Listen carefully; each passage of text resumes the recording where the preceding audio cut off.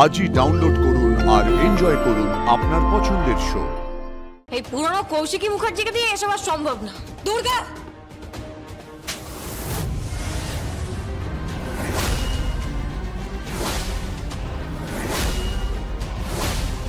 আমরা সবাই মিলে কোম্পানি চালিয়ে দেখিয়ে দেবো যে we will go to the top.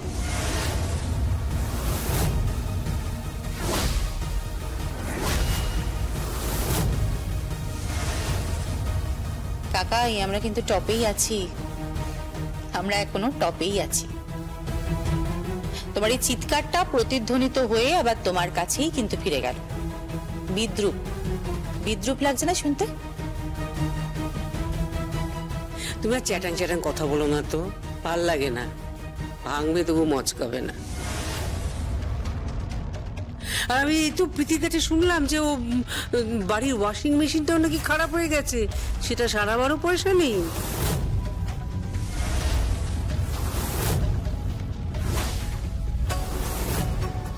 Samaresh Chattopadhyay কি ঠিকঠাক করে রয়্যালটিটাও পাচ্ছে না নাকি? এবার কি বউকে চাকরি করতে পাঠাবে? যদি বলিস অসুবিধা নেই তোর, তাহলে কিন্তু চাকরি আছে, না পোস্ট খালি আছে আর কি। আর হ্যাঁ, ডোন্ট ওয়ারি, আমাদের কোম্পানি কিন্তু আবার ঠিক টাইমে স্যালারি দেয়।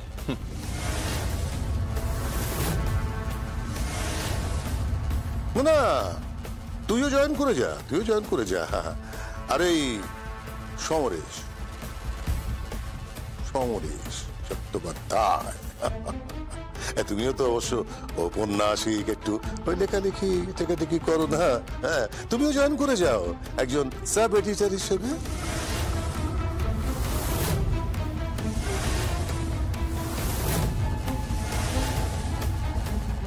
কাকাই, চাঁদ ধরার চেষ্টা করো না কিন্তু, মানে নাগাল পাবে না।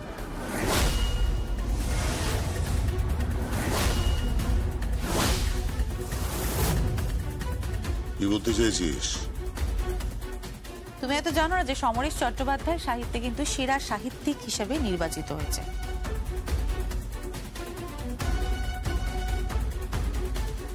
ও লেখা সাহিত্য সেরা সেরা পুরস্কার পেয়েছে।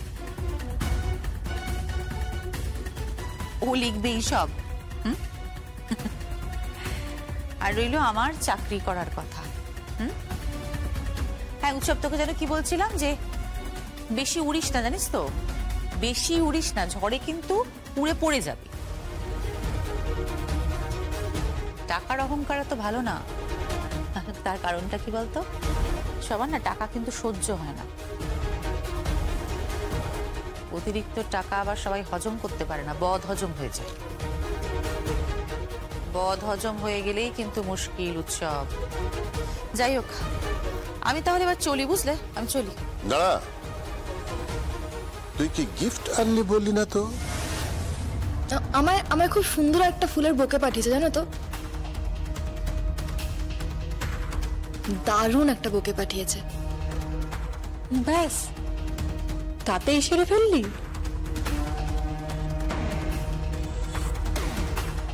তোর নাকি এত প্রিয় পৃথা, তোর নাকি সবার প্রতি দায়িত্ব রয়েছে, তা আর কিছু দিলি না? এনেছি তো। কি? দেখো, এনেছি আমার নিজের হাতে বানানো একটা উলের চাদর, মানে উলেন পঞ্চু। এটা কি? পৃথা, এদিকে আয় তো, আয়দিকে একবার দেখি তো, কি মিষ্টি লাগছে রে তোকে দেখতে এটা পরে। সারাটা শীতকাল এটা গায়ে কিন্তু জড়িয়ে রাখবি, কেমন?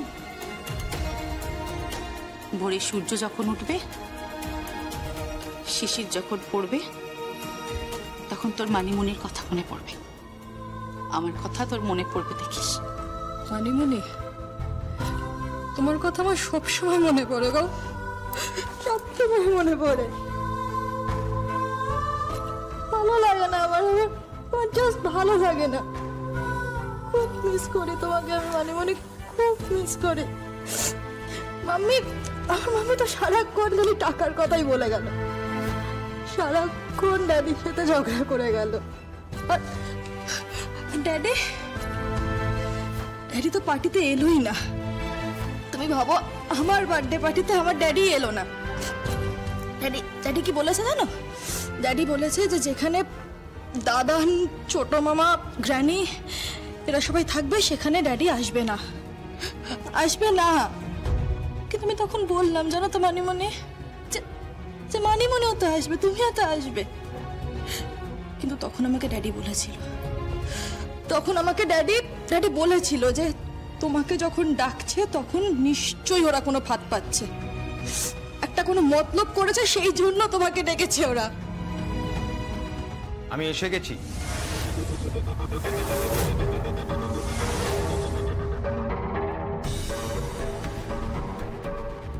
আরে আপনি, আরে আসুন, ওখানে দাঁড়িয়েছেন কেন? আসুন আসুন আসুন।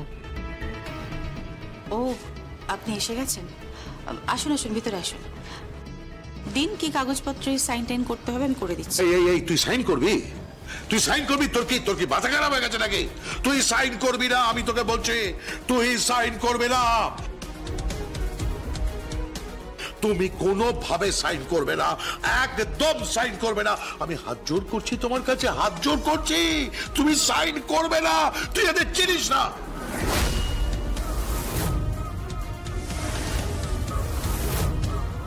কাকুমনি প্লিজ, এদেরকে তুমি আর আমি যতটা ভালো করে চিনি তার থেকে ভালো আমার মনে হয় না আর কেউ চিনতে পারবে।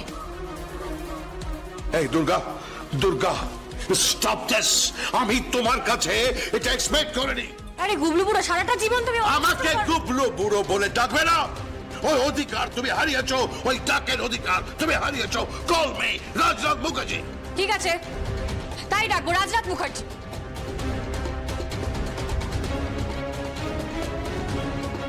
আরে আমার বর তো রাজি আছে, ওই আমরা যে টাকাটা পাবো সেটা হাফ দিয়ে আমি আর আমার বর একটা ব্যবসা করবো। আরে আমাদের প্রচুর প্ল্যান আছে। এই যে এই খবরের কাগজটা, এই সারা ভারতবর্ষ জুড়ে শুধু খবরের কাগজের নানা ব্রাঞ্চ খুলতে হবে। তারপর আমাদের নিউজ চ্যানেলটা বিভিন্ন ভাষায় হবে। কেন বুঝতে পারছো না বলো তো? তারপর ন্যাশনাল অব্দি নিয়ে যেতে হবে তো। আর এই সবকিছু সম্ভব যদি পুরো ব্যাপারটা দুর্গা মুখার্জি করে। এই পুরনো কৌশিকী মুখার্জিকে দিয়ে এসব আর সম্ভব না। দুর্গা